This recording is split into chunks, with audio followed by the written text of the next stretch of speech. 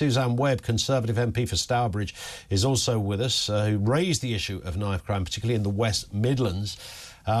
This is Suzanne. Good afternoon to you. Nice to have you with us. And the West Midlands is particularly acute, as I understand it, for this problem. Yeah, it is. West Midlands has the highest rate of knife crime in the country, and over the last decade it's gone up by 113%, and particularly so in Stourbridge. Unimaginably, I've had two tragedies very recently, a fatal stabbing, and then the well-known story of Ryan Passy 6 years ago, where we're still trying to seek justice. He was fatally stabbed in a nightclub in my constituency, and the Justice for Ryan campaign continues. Yeah, indeed. What is going on here, though? I mean, you sit there in Parliament, you're aware of, you know, the mood music. There's no one on the planet that thinks it's okay to carry a machete or a zombie knife. I quoted earlier, I don't know whether you had a chance to hear, but Theresa May, Amber Rudd, Sajid Javid, Priti Patel, they've all kind of wheeled out very similar comments about their intentions. We will get tough on this. We will make sure nobody gets away from it. And nothing much seems to happen. It was only a couple of weeks ago, as I'm sure you're aware, that there was the story of people who committed multiple knife offences and still not gone to jail. It's been done. It's been done today, hasn't it? That the illegal sale of machetes and zombie knives is actually going ahead. So, you know, legislation is not black and white. We've still got to get legislation passed. But the most important thing is today, it's just fantastic news. And you've got to remember, for me, this is never about a political battlefield. This is actually about the grieving families. All the families who, you know, their son, daughter went out and committed the act as well. And they've lost their children now because they'll be serving a prison sentence. So it's done. It's today. And I'm really, really pleased with the news. But does it barely touch the side? I mean, this is the maximum sentence for selling one of these things, importing or manufacturing. 2 years in jail. We all know that's unlikely to ever be the sentence you get given. What most people would say, well, if you're caught with one of those things, you get 15 years. I mean, 2 years maximum? So that's for the sale and importing, yep, actually, of the zombie knives and machetes. So I think that's a pretty good deterrent. It's not for me to comment on that. I'm not part of the government. I'd leave that to the Ministry of Justice to make that call on whether it's... No, but you are an MP in an area that has a particular knife crime issue. I mean, you must have an opinion on that, Suzanne. I mean, that's woeful, isn't it? 2 years? I do. I think it's brilliant news today that we've actually got this going through. I think it's... Well, it's great news, but it's a bit inept, right? I mean, that would be fair. The maximum of 2 years for selling a killer weapon. If I was selling a bazooka gun or some other bit of kit like that, I'd be going to jail for a lot longer, right? I don't think it's inept at all. I think, as I say, I think it's incredibly good news. These are the people who are selling these items to young adults. If they weren't available to be sold in such an illegal manner, these young adults between 16 and 19 wouldn't be carrying these machetes and zombie knives in the first instance. So I welcome you think the bloke that sells machetes and zombie knives is going to go, oh, I better stop selling them because I might get a maximum of 2 years? I do. I think it's a very good... You can't believe that for 1 second.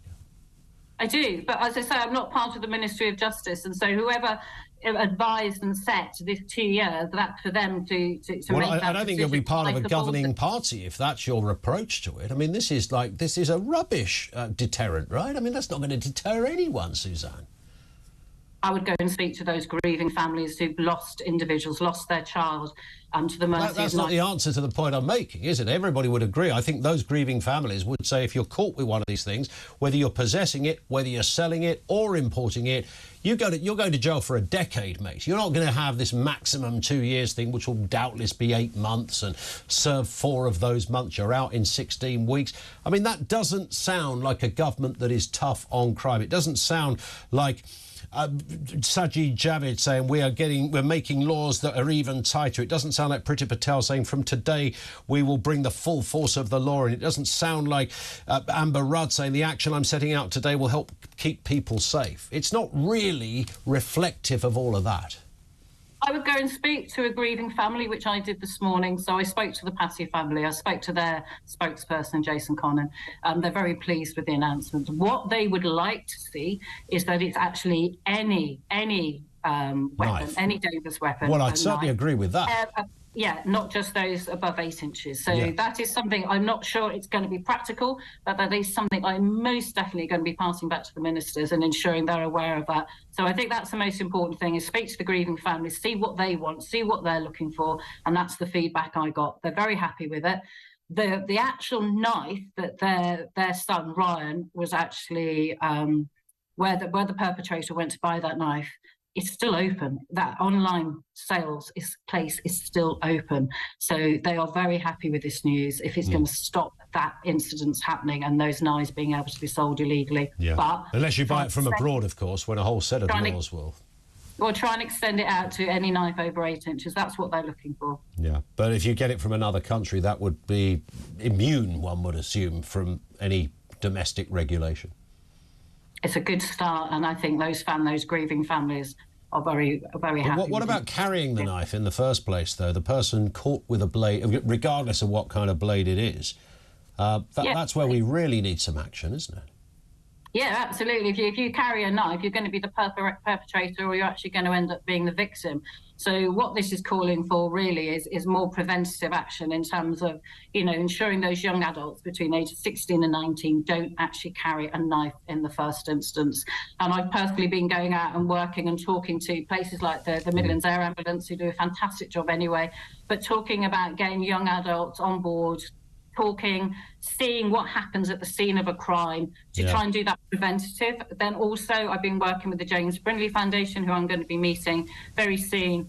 They've got a petition about putting knife crime actually on that education curriculum to talk, within schools as to what needs to be done. I think also social media plays a huge part in this as well. I spent a lot of time on the online draft committee in the early days, ploughing through loads of evidence, listening to harrowing tales, of how social media has influenced things like suicide, self-harm and so forth. But it also plays a part in glorification of knife crime. So it's all about preventative and trying to get in there into the hearts and the souls of communities to ensure that no young child is ever again at the mercy of a knife, certainly in my constituency. So if you're just caught, looking at this photograph, I'm sure you've seen it on the front of the Times, a man very publicly, not even hiding his face, broad daylight, wielding, that looks like a machete, but it's in one of those in that category. How long do you think somebody like that should go to jail for, Suzanne?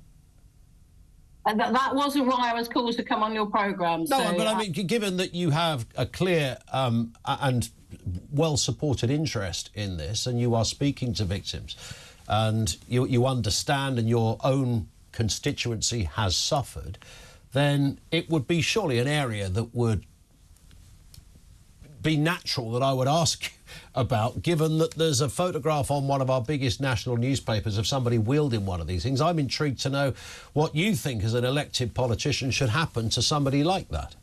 As an elected politician, I don't think I'm qualified. I have no legal background to say what a sentence should actually be. But what I am qualified... What about as a human being? What about as a resident, as a citizen? Exactly, but what I am qualified to say is that I don't ever want to see that picture, that image again across our national newspapers. How do we stop that, though, if we don't send more people to jail for these kind of offences? It's what I touched on, really. It's about the preventative side, is to try and communicate to young adults why carrying a knife is never going to end well. You're going to be the perpetrator or the victim. We need to look into the reasons why they feel they need to carry a knife in the first place.